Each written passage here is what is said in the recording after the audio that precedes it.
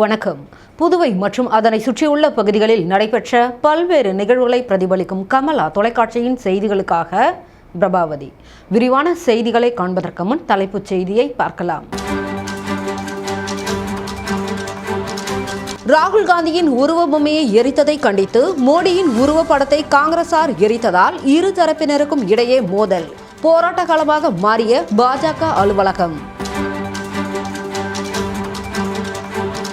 புதுச்சேரி காங்கிரஸ் அலுவலகம் முற்றுகை. ராகுல் காந்தியின் உருவ பொம்மையை தீ வைத்து எரித்ததால் பரபரப்பு.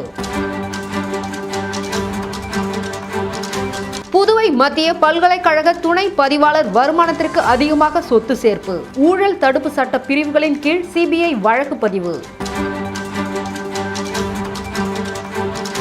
புதுச்சேரியில் தேசிய ஜனநாயக கூட்டணியில் அதிமுக இல்லை என்று கூற நிர்மல் குமார் சுரேனாவிற்கு அதிகாரம் இல்லை.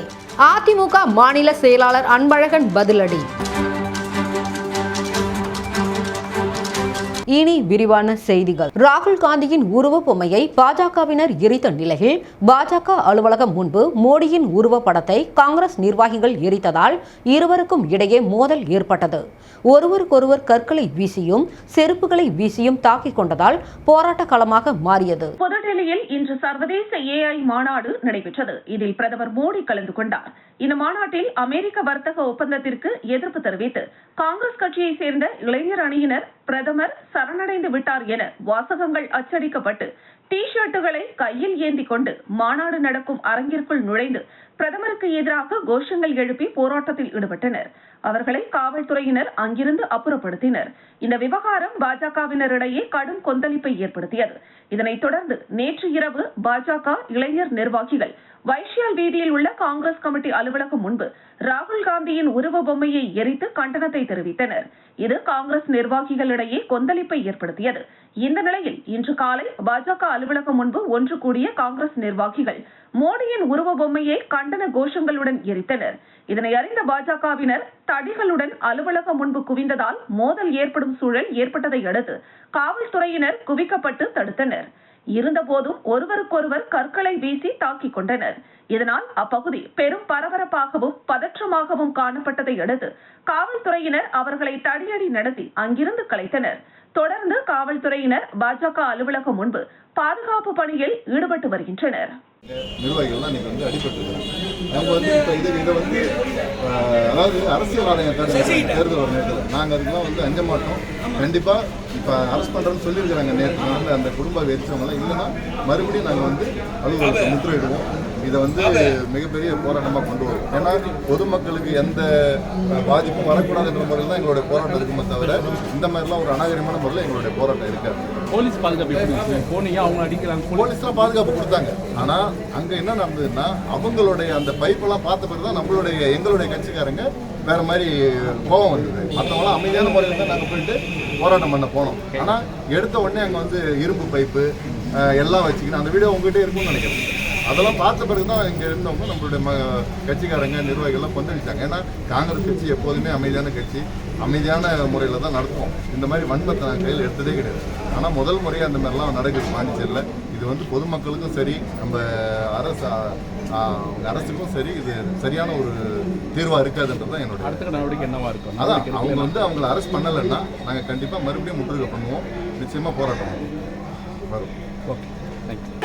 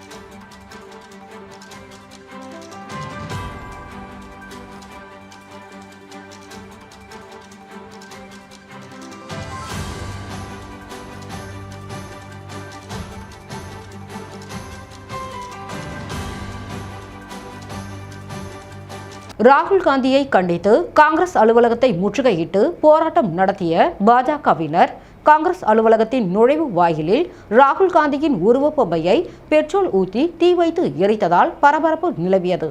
டெல்லியில் உலக ஏஐ மாநாடு நடைபெற்று வருகிறது.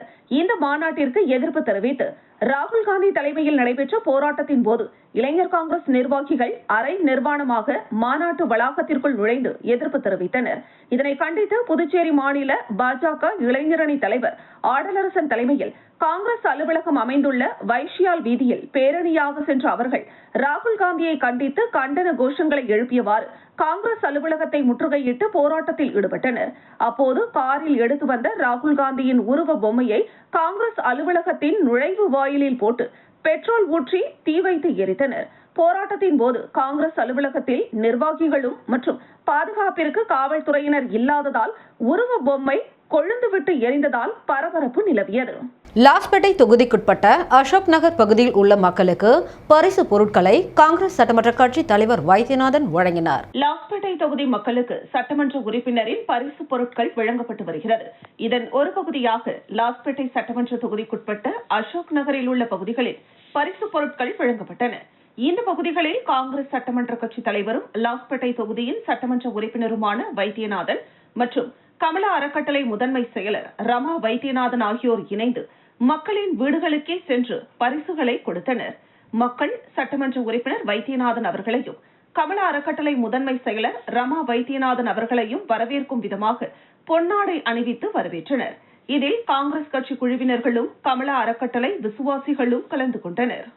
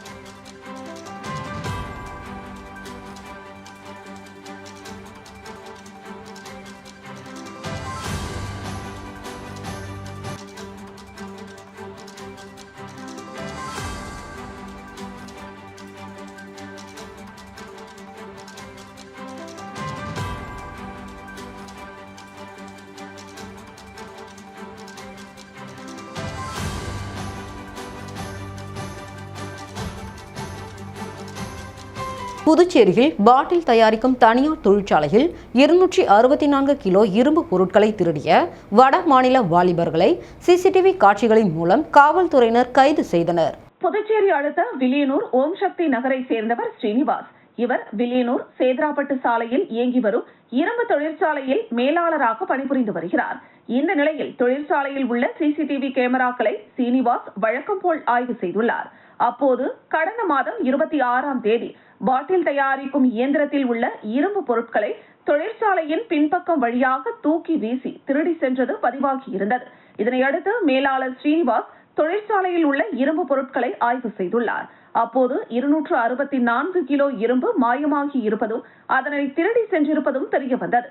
இதனையடுத்து ஸ்ரீனிவாஸ் சேத்ராப்பட்டு காவல் நிலையத்தில் கொடுத்த புகாரின் அடிப்படையில் காவல்துறையினர் வழக்கு பதிவு செய்து இரும்பு பொருட்கள் திருடிய மர்ம நபர்களை தேடி வந்தனர். இந்த நிலையில் சிசிடிவி அடிப்படையில் அதே பகுதியில் பதுங்கியிருந்த 2 வடமாநில வாலிபர்களை பிடித்து காவல்துறையினர் விசாரித்த போது அவர்கள் இரும்பு தொழிற்சாலையில் இரும்பு பொருட்களை திருடியதை ஒப்புக்கொண்டனர். தொடர்ந்து இருவரும் நீதிமன்றத்தில் ஆஜர்படுத்தப்பட்டு சிறையில் அடைக்கப்பட்டனர். வில்லியனூரில் பிரதர்ஸ் பெத்தாங் கிளப் சார்பில் நடத்தப்படும் 2ஆம் ஆண்டு மாநில அளவிலான போட்டியை எதிர்க்கட்சித் தலைவர் சிவா துவக்கி வைத்தார். வில்லியனூர் தொகுதிக்குட்பட்ட கொம்பாக்கம் பகுதியில் பிரதர்ஸ் பெத்தாங் கிளப் சார்பில் நடைபெறுகின்ற 2ஆம் ஆண்டு மாநில அளவிலான விளையாட்டுப் போட்டியை புதுச்சேரி சட்டப்பேரவையின் எதிர்க்கட்சித் தலைவரும் புதுச்சேரி திராவிட முன்னேற்றக் கழகத்தின் மாநில அமைப்பாளரும் வில்லியனூர் தொகுதியின் சட்டமன்ற உறுப்பினருமான சிவா விளையாட்டுப் போட்டியை துவக்கி வைத்தார். தொடர்ந்து 2 நாட்கள் நடைபெறுகின்ற போட்டியில் 390 அணிகள் பங்கு பெறுகின்றன. இதில் 1500க்கும் மேற்பட்ட விளையாட்டு வீரர்கள் பங்கேற்கின்றனர். மாநில அளவிலான நடைபெறுகின்ற பெத்தாங் விளையாட்டுப் போட்டியில் புதுச்சேரி மதிமுக பொதுச் செயலாளர் கப்ரியேல் கலந்து கொண்டு சிறப்பித்திருந்த விளையாட்டுப் போட்டியின் துவக்க விழா நிகழ்ச்சியில் அசோசியேஷன் முக்கிய பிரமுகர்கள் கலந்து கொண்டனர். மேலும் மாநில அளவில் நடைபெறுகின்ற போட்டியில் நியூ பெத்தாங் அசோசியேஷன் தலைவர் தக்கார், செயலாளர் சேகர், பொருளாளர் சீனு ஆகியோர் போட்டியை வழிநடத்தி செல்கின்றனர். மேலும் இந்த விளையாட்டுப் போட்டிக்கான ஏற்பாடுகளை பிரதர்ஸ் பெத்தாங் கிளப் நிர்வாகிகள் சிறப்பாக செய்திருந்தனர். உழவர் சந்தை கடைக்குள் புகுந்த சாரப்பாம்பினை வனத்துறை ஊழியர் லாபகமாக பிடித்தார். உழவர் சந்தை 44 எண் கடை உரிமையாளர் தேன்மொழி இவரது கடையில் பாம்பு புகுந்து விட்டதாக வனத்துறையினருக்கு புகார் தெரிவிக்கப்பட்டது. உடனடியாக அந்த இடத்திற்கு வந்த வனத்துறை ஊழியர் கடைக்குள் ஒளிந்திருந்த பாம்பினை பிடித்தார். அது விஷத்தன்மை இல்லாத சாரை பாம்பு என்றும் தெரிவித்தனர். ஜிப்மரில் செவிலியர் பணி வாங்கி தருவதாக கூறி 40 லட்சம் ரூபாய் லஞ்சமாக பெற்ற புதுச்சேரி மத்திய பல்கலைக்கழக துணை பதிவாளர் வருமானத்திற்கு அதிகமாக சொத்து சேர்த்துள்ளது தெரியவந்ததை தொடர்ந்து ஊழல் தடுப்பு சட்ட பிரிவுகளின் கீழ் சிபிஐ வழக்கு பதிவு செய்துள்ளது பரபரப்பை ஏற்படுத்தியுள்ளது. புதுச்சேரி உருவையாறு பகுதியை சேர்ந்தவர் முரளிதரன். இவர் தன்னுடைய தங்கைக்கு ஜிப்மரில் செவிலியர் பணி தேடி வந்துள்ளார். இந்த நிலையில் புதுச்சேரி அண்ணா சாலை லப்போர்த் வீதி சந்திப்பில் டீக்கடை நடத்தி வரும் 45 வயதான ராஜ்குமார் என்பவருடன் ஜிப்மர் பணி தொடர்பாக அறிமுகம் கிடைக்கிறது. அதனைத் தொடர்ந்து முரளிதரன் தன் தங்கைக்கு ஜிப்மரில் செவிலியர் பணி வேண்டும், எவ்வளவு பணம் கேட்டாலும் கொடுக்க தயார் என தெரிவித்ததை அடுத்து ராஜ்குமார் தனக்கு தெரிந்த நண்பர் மூலம் நிச்சயமாக ஜிப்மரில் வேலை வாங்கி தருவதாக கூறியுள்ளார். இதனை நம்பிய முரளிதரன் இதுகுறித்து தன் தங்கை மற்றும் தங்கையின் நண்பர்கள், உறவினர்கள் என அனைவரிடமும் தெரிவித்துள்ளார். அதற்கு அவர்களும் ஜிப்மரில் வேலை வாங்கி தரும்படி கூறியுள்ளனர். அதன் மூலம் அனைவரிடமும் 40 லட்சம் ரூபாய் பெற்ற முரளிதரன் அதனை எடுத்து சென்று ராஜ்குமாரிடம் கொடுத்துள்ளார். அதன் பிறகு ஜிப்மர் செவிலியர் பணிக்கான முடிவுகள் வெளியானது. அதில் பணம் கொடுத்தவர்களின் பெயர்கள் பட்டியலில் இடம்பெறாததால் அதிர்ச்சியடைந்த முரளிதரன் ராஜ்குமாரிடம் பணத்தை திருப்பி கேட்ட பொழுது அவர் கொடுக்க மறுத்ததால் இதுகுறித்து ஒதியஞ்சாலை காவல் நிலையத்தில் கொடுத்த புகாரின் அடிப்படையில் காவல்துறையினர் வழக்கு பதிவு செய்து ராஜ்குமாரை கைது செய்து விசாரணை மேற்கொண்டனர். ஜிப்மரில் வேலை வாங்கி தருவதாக கூறி 40 லட்சம் ரூபாய் பெற்றது உண்மைதான் என்றும் அதில் 5 லட்சம் ரூபாய் மட்டும் எடுத்துக்கொண்டு மீதம் 35 லட்சம் ரூபாயை அப்போது ஜிப்மரில் பதிவாளராக டெபுடேஷனில் பணியாற்றிய மகேஷ் என்பவரிடம் லஞ்சமாக கொடுத்ததாக அவர் கூறியதை அடுத்து ஒதியஞ்சாலை காவல்துறையினர் இந்த வழக்கை லஞ்ச ஒழிப்புத்துறைக்கு மாற்றம் செய்தனர்.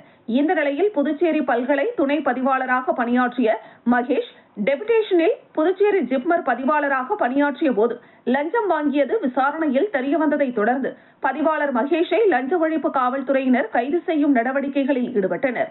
இதனிடையே புதுவை பல்கலைக்கழக துணை பதிவாளரான மகேஷ் மீது சென்னை சிபிஐ லஞ்ச ஒழிப்பு பிரிவுக்கு புகார் சென்ற நிலையில் இந்த புகார் குறித்து சிபிஐ அதிகாரிகள் விசாரணை நடத்தியதில் கடந்த 2023ஆம் ஆண்டு ஏப்ரல் மாதம் 1ஆம் தேதி முதல் கடந்த ஆண்டு டிசம்பர் மாதம் 19ஆம் தேதி வரையிலுள்ள காலகட்டத்தில் பல்கலைக்கழக துணை பதிவாளராக மகேஷ் வருமானத்திற்கு அதிகமாக 57.15% அவர் பெயரிலும் அவரது குடும்பத்தினர் பெயரிலும் அசையும் அசையா சொத்துக்கள் சேர்த்திருப்பது தெரியவந்தது. மேலும் வருமானத்திற்கு அதிகமாக உள்ள 53,20,000 ரூபாயை மகேஷ் முறையாக கணக்கு காட்டவில்லை. இதையடுத்து துணை பதிவாளரான மகேஷ் மீது ஊழல் தடுப்பு சட்ட பிரிவுகளின் கீழ் சிபிஐ அதிகாரிகள் வழக்கு பதிவு செய்துள்ளனர். இந்த சம்பவம் புதுச்சேரியில் பரபரப்பை ஏற்படுத்தியுள்ளது.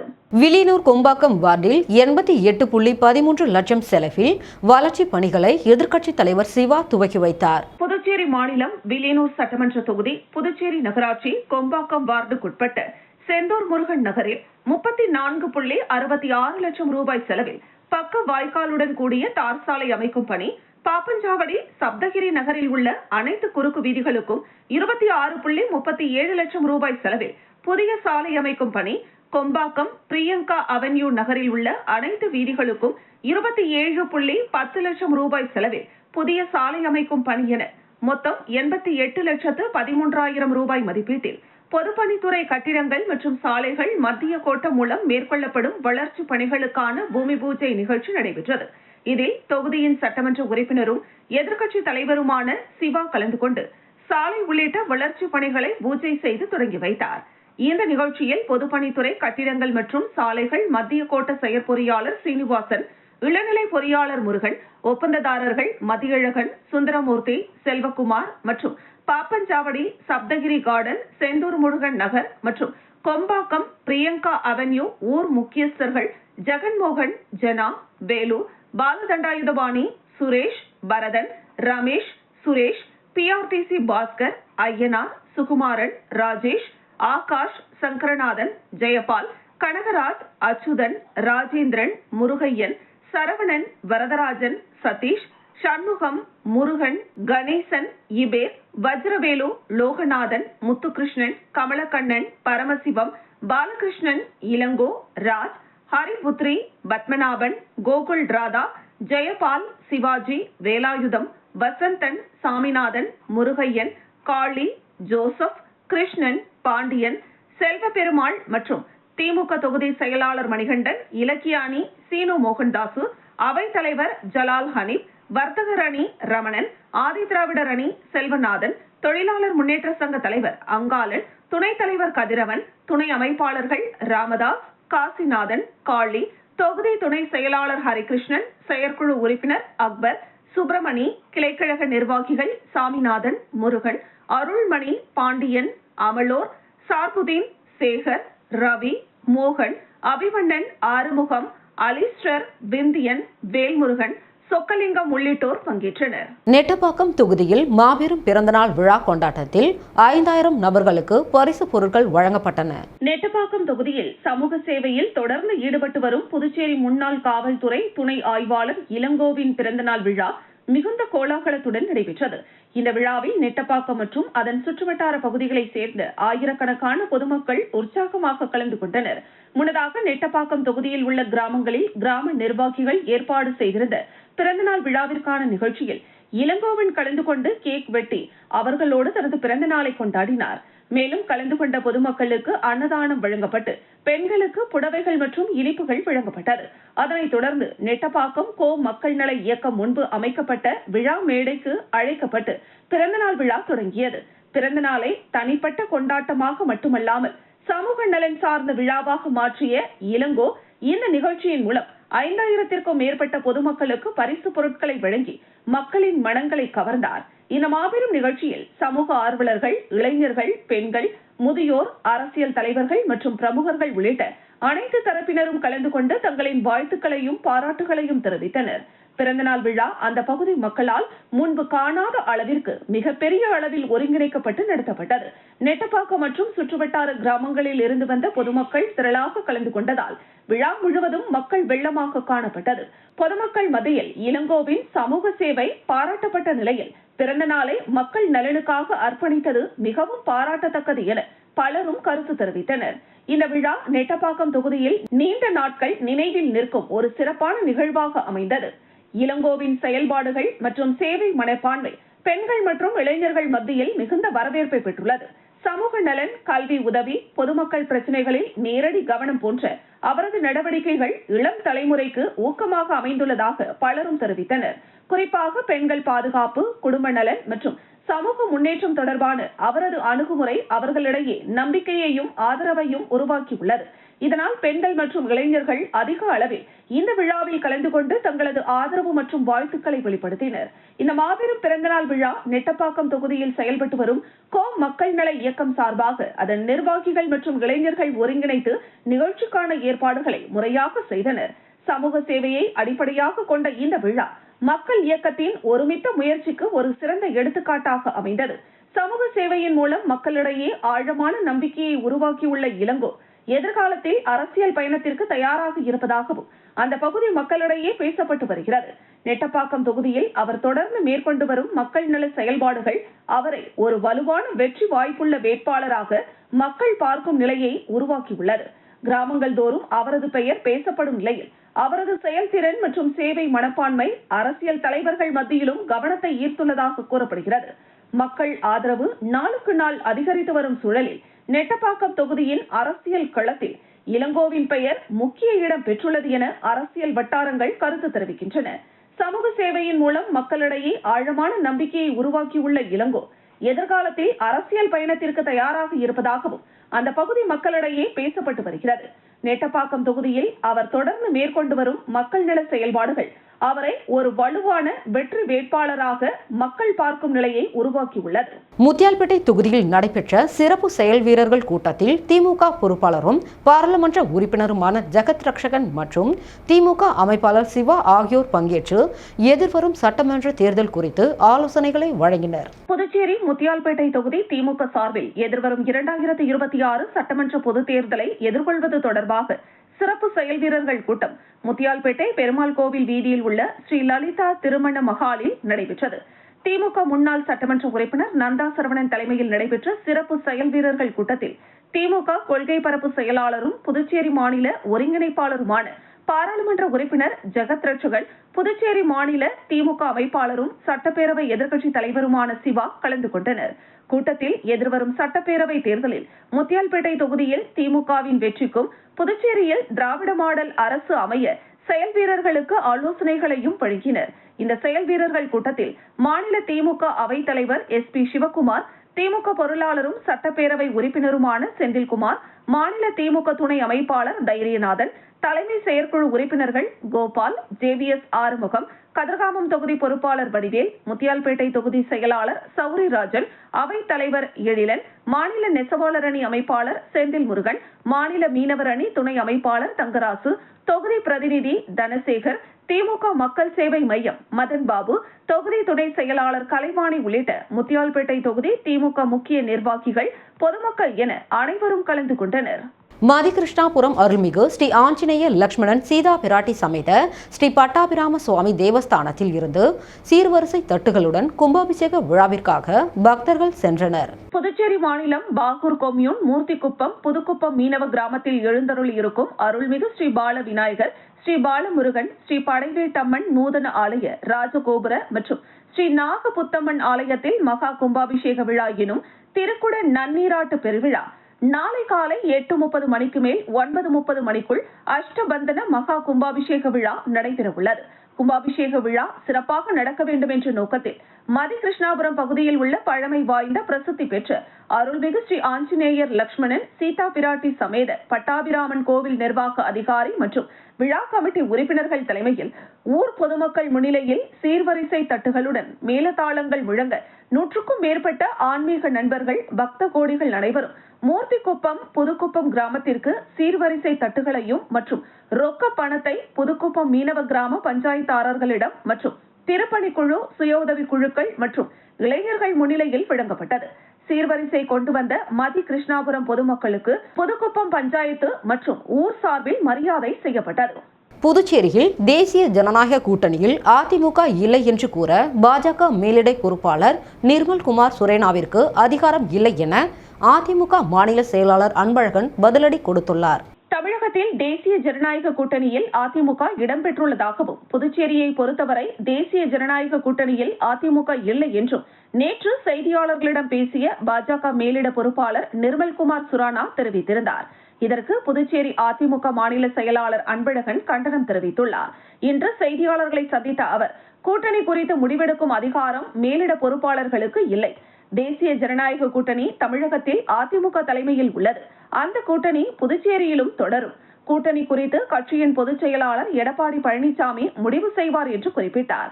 தொடர்ந்து பேசிய அவர், புதுச்சேரியில் இயக்கப்படும் சுற்றுலா படகுகளுக்கு உரிய உரிமம் இல்லை. படகுகளை இயக்கும் நிறுவனங்கள் சரியாக பராமரிப்பது இல்லை. இதன் காரணமாகவே படகு கவிழ்ந்து விபத்து ஏற்பட்டுள்ளது.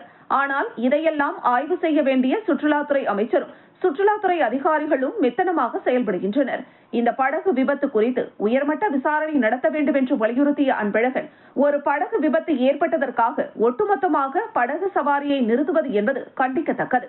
உடனடியாக மீண்டும் படகு சவாரியை தொடங்க வேண்டும் என்றும் அவர் கேட்டுக் கொண்டார். விருத்தாச்சலம் விருதகிரீஸ்வரர் கோவிலில் மாசிமக திருவிழா கொடியேற்றத்துடன் துவங்கியது. கடலூர் மாவட்டத்தில் புகழ்பெற்ற 1000 ஆண்டுகள் பழமை வாய்ந்த தலம் விருத்தாச்சலம் விருத்தகிரீஸ்வரர் உடனுரை பாலாம்பிகை கோவிலில் இன்று மாசிமக கொடியேற்றம் தொடங்கியது.